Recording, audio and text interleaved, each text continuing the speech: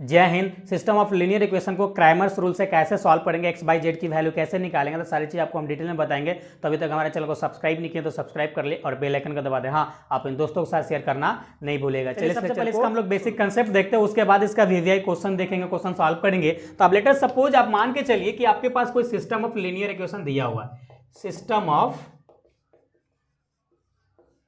Linear equation हमारे पास दिया हुआ है, सिस्टम ऑफ लीनियर इक्वेशन दिया हुआ है। उस केस में आप क्रैमर्स रूल को यूज कर आप किस प्रकार से क्वेश्चन को सॉल्व कर सकते हैं, एक्स बाई जेड की वैल्यू लेके आ सकते हैं। देखिए लेटर सपोज कि हम मान लेते हैं यहाँ पे लेट कि a1x plus b1y plus c1z equal to d1 हमारा एक इक्वेशन है।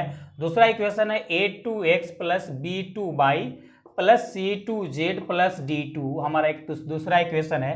तीसरा इक्वेशन है c3x plus b3y plus c3z equal to d3। ये हमारा तीन इक्वेशन है। आप बोलेंगे तीन इक्वेशन ही क्यों सर, फोर इक्वेशन क्यों नहीं हो सकता है? देखिए यहाँ पे तीन वेरिएबल है तो तीन इक्वेशन होना चाहिए आपको क्रैमर्स रूल से सॉल्व करने के लिए, इसलिए यहाँ पे तीन इक्वेशन। जब भी आपका एग्जाम में क्वेश्चन पूछेगा तो तीन इक्वेशन एनी हाउ रहेगा ही रहेगा, तीन वेरिएबल को है। तो सबसे पहले इसका हम लोग क्या करेंगे नाउ, जब भी आपका इस प्रकार का इक्वेशन दिया रहेगा सबसे पहले आपको क्या करना है, इसको आपको डिटर्मिनेंट की फॉर्म में लिख लेना है। डिटर्मिनेंट की फॉर्म में लिखना है, इसका जो कोफिशिएंट है a1 a2 a3, ये जो कोफिशिएंट आप देख रहे हैं x का कोफिशिएंट है। और उसके बाद हमारा दूसरा जो कोफिशिएंट है y का वो है b1 b2 b3। उसके बाद आपका c1 है, c2 है और c3 है, इसका कोफिशिएंट। बस अब इसको सॉल्व करके अगर आपकी value not equal to zero आना चाहिए, इस डिटर्मिनेंट की वैल्यू नॉट इक्वल टू आपको जीरो आना चाहिए, तब क्वेश्चन आगे सॉल्व करेंगे। अगर इक्वल टू जीरो हो गया तो आप इसकी इक्वेशन को आगे सॉल्व नहीं कर सकते, इसका एक्स बाई जेड की वैल्यू पॉसिबल नहीं है। तो उसके बाद जब मान लीजिए हमारा नॉट इक्वल टू जीरो आया तो उसके बाद आपको क्या करना होगा, उसके पास बाद आपको डेल एक्स निकालना होगा। अब डेल एक्स कैसे निकालेंगे? देखिए डेल एक्स कहे तो एक्स कहे तो एक्स यानी एक्स की वैल्यू फाइंड आउट करने जा रहे हैं। तो इसमें काम कीजिएगा, इसमें अगर एक्स वाले जितना भी कोफिशिएंट है उसको हम यहाँ पे नहीं लेंगे, तो किसको लेंगे? तो फिर इसको ए वाली इसको ले लेंगे, d1 को, d1 d2 d3 को ले लेंगे। देखिए ये रेड से लिखे, हम रेड से घेर देते हैं इसको लिए। उसके बाद इसका जो भी कोफिशिएंट होगा उसको हम लोग यहाँ पे कंसिडर कर लेंगे b1 b2 b3। उसके बाद है c1 c2 c3। इसका ये डिटर्मिनेंट हम सॉल्व कर लेंगे, ये डिटर्मिनेंट यहाँ पे हम लोग सॉल्व कर लेंगे। उसके बाद आपको डेल वाई निकालना होगा। डेल वाई ले रहे हैं तो इस बार हम लोग वाई वाले जो भी कोफिशिएंट होगा उसको हम लोग छोड़ देंगे, वाई वाले कोफिशिएंट को यहाँ पे छोड़ देंगे। तो हम लोग क्या ले लेंगे, तो हम लोग यहाँ पे सबसे पहले तो एक्स का कोफिशिएंट इस बार हम लोग लेना पड़ेगा, एक्स का कोफिशिएंट हमको लेना पड़ेगा। तो एक्स का कोफिशिएंट हमारा क्या है, a1 है, a2 है और a3 है। वाई वाला तो हमको नहीं लेना है, छोड़ देना है। तो इसके जगह पे इक्वल टू वाला जो भी को होगा डिजिट वो आपको लेना है, d1 d2 d3 लेना है। ओके, उसके बाद c वाले वैल्यू को आपको ले लेना है, c1 c2 c3। ओके, जब इतना हो जाएगा उसके बाद फिर से आपको इसको सॉल्व करके डिटर्मिनेंट की वैल्यू निकाल लेना है। डिटर्मिनेंट की वैल्यू यहाँ पे निकाल लेंगे और यहाँ पे आपके आंसर नहीं हो रहा है तो केवल आपको वैल्यू अभी निकाल के रखते चलना है। उसके बाद आपको निकालना है डेल जेड निकालना है। उसके बाद आपको डेल जेड निकालना है। तो डेल जेड के लिए क्या करेंगे, डेल जेड ले रहे हैं तो इसका कोफिशिएंट छोड़ना पड़ेगा, बाकी का लेना पड़ेगा। इस बार हम लोग जेड की जो कोफिशिएंट है उसको छोड़ देंगे। उसके बाद सबका कोफिशिएंट लेंगे तो यहाँ पे आ जाएगा a1 a2 a3 b1 b2 और b3। उसके बाद हमारा यहाँ पे आएगा d1 d2। उसके बाद यहाँ पे हमारा आ जाएगा d1 d2 d3। बस ये आ गया डेल जेड, इसको सॉल्व कर लेना है, इसको सॉल्व कर लेना है। उसके बाद आपको क्या करना होगा, उसके बाद आपको एक काम करना होगा, एक्स बाई डेल एक्स करना होगा equal to y y del y करना होगा इक्वल टू आपको करना होगा जेड वाई डेल जेड करना होगा इक्वल टू जो डिटर्मिनेंट लेके आए थे स्टार्टिंग का, इसका नॉट इक्वल टू जीरो, जो वैल्यू होगा आपका 1 बाई डेल करना है। उसके बाद 1 बाई 1 एक बार del y x by del x के साथ इसको इक्वल करना है, यहाँ से एक्स की वैल्यू निकालना है। फिर एक बार आपको यहाँ से इस दोनों को इक्वल करना है और डेल बाई डेल वाई को इसके साथ वाई की वैल्यू निकालना, उसके बाद इसको साथ इक्वल करना है, आपको जेड की वैल्यू निकालना है। तो इस प्रकार से यहाँ पे आपको वैल्यू आ जाता है। यही इसका क्रैमर रूल्स कहलाता है, यही इसका क्रैमर्स रूल कहलाता है। इसको दूसरे तरीके से वैल्यू और निकाला जा सकता है, इधर लिखता हूँ मैं यहाँ। दूसरे तरीका ये है कि आप x इक्वल टू डायरेक्ट आप डेल x बाई डेल कर सकते हैं, y equal to del by del y कर सकते हैं, z इक्वल टू आप यहाँ पे del z by del del कर सकते हैं। अब दोनों में से कोई भी कीजिएगा, दोनों सेम है, दोनों सेम है, दोनों में से किसी को अपनाइएगा, आपका आंसर सेम आएगा और दोनों सही है। तो आपके ऊपर डिपेंड करता है कि आपको कौन सा अच्छा लगता है, जो आपको फेवरेट लगता होगा उसके साथ आप इसको यूज करेंगे, आप निकालेंगे। फिर से एक बार आपको रिमाइंड कर देते हैं सिस्टम ऑफ लीनियर इक्वेशन को क्रैमर्स रूल से कैसे सॉल्व करते हैं। देखिए, जब भी आपका लीनियर इक्वेशन दिया रहेगा तो उसका कोफिशिएंट उठाएंगे एक्स वाई जेड का, उसका सबसे पहले डिटरमिनेंट सॉल्व करेंगे। डिटरमिनेंट सॉल्व करने के बाद उसका देखेंगे कि equal not equal to value उसका जीरो आना चाहिए, यानी जीरो नहीं आना चाहिए। जीरो नहीं आ रहा है तो उसके बाद हम लोग डेल एक्स निकालेंगे, डेल वाई निकालेंगे, डेल जेड निकालेंगे, उसको इस फॉर्म में कन्वर्ट करेंगे या तो इस फॉर्म में कन्वर्ट करेंगे, कैलकुलेट करेंगे, हमारा एक्स बाई जेड की वैल्यू आ जाएगा। चलिए यहां तक आई होप आपको समझ में आया होगा। इसका एक न्यूमेरिकल लेते हैं और अच्छे से समझ। चलिए हम लोग क्रैमर्स रूल से क्वेश्चन सॉल्व करते हैं। तो क्वेश्चन आपको इस प्रकार से दिया रहेगा, solve the following equations bye Cramer's rule. देखिए, अगर आपका क्वेश्चन में क्रैमर्स रूल का जिक्र नहीं किया है तो आप किसी भी रूल से आपका एक्स बाई जेड की वैल्यू निकाल सकते हैं। अगर मैट्रिक्स मेथड बोल दिया तो मैट्रिक्स मेथड, अगर प्रॉपर मेथड के नाम लिया है तो मेथड अप्लाई करना पड़ेगा, अगर मेथड के नाम नहीं लिया तो किसी भी मेथड से एक्स बाई जेड की वैल्यू आप निकाल सकते हैं। तो यहाँ पे हमारा क्रैमर्स रूल बोल चुका है तो हम इसको क्रैमर्स रूल से सॉल्व करेंगे। देखिए, सबसे पहले आपको जो इक्वेशन दिया हुआ है उसको आपको गिवन लिख लेना है। हम लिखते हैं गिवन इक्वेशंस जो हमारा दिया हुआ है वो इस प्रकार से दिया है, x plus y plus z equal to two दे रखा है, 2x minus 3y minus 4z equal to minus 4, उसके बाद 3x plus 2y plus 5z equal to 14 दे रखा है, राइट। इतना दे रखा है। उसके बाद आपको कुछ नहीं करना है, आपको सबसे पहला अगर क्रैमर्स रूल बोला है तो इसको हमको लेट करना होगा किसके फॉर्म में, डिटरमिनेंट की फॉर्म में। तो यहाँ पे हम लोग लेट करते हैं, डिटरमिनेंट का सिंबल क्या होता है, डेल होता है। तो इसको डेल इक्वल टू हम लोग इसको मानेंगे इसका कोफिशिएंट। तो जैसे कि इसका कोफिशिएंट क्या है, 1 1 है, तो यहाँ लिखेंगे 1 1 1।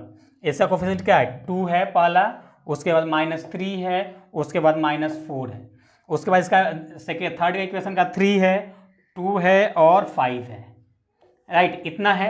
अब इसको जनरली इसको हम लोग सिंपल इसको सॉल्व करेंगे डिटरमिनेंट। चलिए इसको डिटरमिनेंट सॉल्व करेंगे तो यहाँ से 1 आएगा, तो इसे मल्टीप्लाई करेंगे तो -15 आ जाएगा, इसे गुना करेंगे तो +8 आ जाएगा, राइट। उसके बाद माइनस, फिर यहाँ ये लिए हैं तो यहाँ से गुना करिए 10 आ जाएगा, यहाँ से गुना करेंगे तो +12 आ जाएगा। उसके बाद आपको आएगा +1 और ये लिए हैं तो यहाँ से 2 दूना 4 और 3 तिहाई 9 करना पड़ेगा, राइट। इतना हो गया। उसके बाद इसको कैलकुलेट करेंगे तो यहाँ पे -7 आएगा और यहाँ पे क्या आएगा, -22 आएगा और यहाँ पे आएगा +13 आएगा, +13 आएगा। अब देखिए ये दोनों को कैलकुलेट करेंगे आप, देखिए इसको कैलकुलेट करेंगे तो क्या आएगा, 29 आएगा, -29 आएगा। उसके बाद इसको अगर माइनस करेंगे तो 6 आएगा और 1 आएगा, यानी माइनस आपका -16 आएगा और ये हमारा डेल इक्वल टू है। अब इसको क्या बोल सकते हैं, इसको हम लोग बोल सकते हैं कि नॉट इक्वल टू 0 आया, यानी 0 तो आया नहीं। अब आगे हम सॉल्व कर सकते हैं बाय क्रैमर्स रूल। तब हमको क्या निकालना होगा, अब हमको निकालना पड़ेगा नाउ इसको हमको डेल एक्स निकालना पड़ेगा। तो डेल एक्स निकालने के लिए आपको क्या फॉर्मूला बताए हैं, एक्स का निकाल रहे हैं तो एक्स का पहले छोड़ देंगे, इसका इक्वल टू वाला लिख लेंगे। तो इक्वल टू में क्या है, 2 है और -4 है और 14 है, राइट। उसके बाद इसका y वाला कोफिशिएंट लिखेंगे 1 -3, उसके बाद 2, उसके इधर क्या है 1 है, उसके बाद -4 है और उसके बाद 5 है, बस। अब इसको हम लोग सॉल्व करते चलते, सॉल्व करके निकाल लेते हैं इसकी वैल्यू। जब इसको सॉल्व करेंगे आप डेल एक्स बराबर इसका डिटरमिनेंट निकालेंगे तो 2 यहाँ से आएगा क्या, -15 और +8 आएगा। उसके बाद फिर आप -1 लेंगे, अब यहाँ ये लिए तो यहाँ से गुना करेंगे तो -20 आ जाएगा और यहाँ से इसको गुना करेंगे तो 14 × 56 यानी +56 आएगा, राइट। उसके बाद फिर यहाँ प्लस है तो प्लस लेंगे 1 और फिर ये लिए हैं तो यहाँ से गुना करेगा तो 8 आएगा, यहाँ से गुना करेंगे तो चौथी आई 42 आएगा, 42 आएगा तो प्लस 42 आएगा, प्लस 42 आएगा। अगर इधर सॉल्व करते हैं हम लोग, जब इसको फाइनली अगर सॉल्व करेंगे तो del x is equal to आएगा 16, डेल एक्स इक्वल टू आपका -16 आएगा, यहाँ पे -16 आएगा। अब आप आगे हमको क्या निकालना होगा, अब हमको डेल वाई निकालना होगा। डेल वाई के लिए फिर वही फंडा अपनाएगा, इसका जो कोफैक्टर है, कोफिशिएंट ये लिखते हैं 1 2 3, 1 2 3।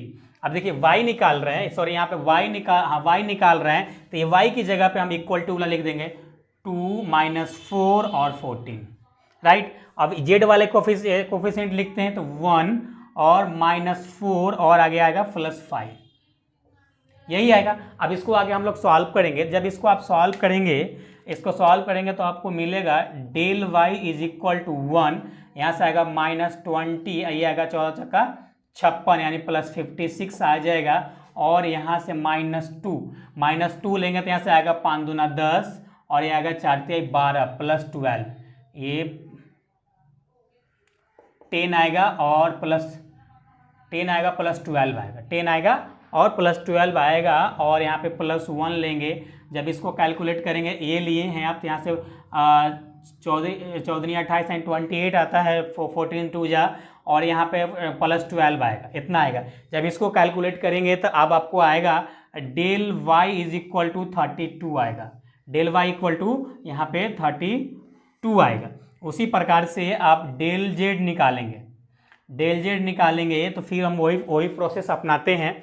तो यहाँ पे x 2 3 है, इसका कोफिशिएंट है 1 2 3 है, y वाला कोफिशिएंट क्या है 1 -3 और 2, 1 -3 और 2, राइट, इतना ही है। अब ये इक्वल टू वाला लेंगे तो आएगा 2 -14 और उसके बाद आएगा क्या 14, सॉरी यहाँ पे -4 है, राइट, इतना आ जाएगा। इतना आने के बाद सिंपल से इसको भी कैलकुलेट करेंगे हम लोग, इसको आगे आप नोट डाउन कीजिए, फिर आगे सॉल्व करें। हम लोग आगे सॉल्व करते हैं तो इसको आगे आप सॉल्व करेंगे, इस डिटरमिनेंट को सॉल्व करेंगे तो आपको मिलेगा 1, देखिए 1 लिए हैं तो यहाँ से इसको आप मल्टीप्लाई करेगा तो -42 आएगा, और यहाँ से इसको मल्टीप्लाई करेंगे तो +8 हो जाएगा, राइट। उसके बाद -1 लेंगे, अब यहाँ से 1 लिए हैं तो यहाँ से इसको गुना करना पड़ेगा तो 28 आएगा, और यहाँ से इसको गुना करना पड़ेगा तो +12 आएगा, राइट। फिर आपको +2 लेना होगा, +2 ले रहे हैं तो यहाँ से गुना करना पड़ेगा 4 आ जाएगा, यहाँ से 3 में 3 गुना करेंगे तो +9 आ जाएगा, राइट। ये तो डेल जेड बराबर -48 आएगा।